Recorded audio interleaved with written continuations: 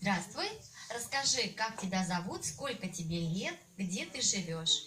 Мне 7 лет, меня зовут Саша. Что у тебя было? Был очень сильный кашель.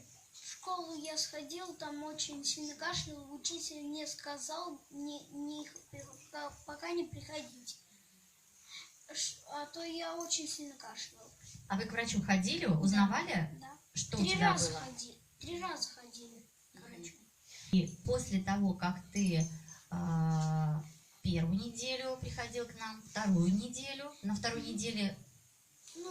Я сходил к врачу, и врач сказал, больше ничего нет. Здорово.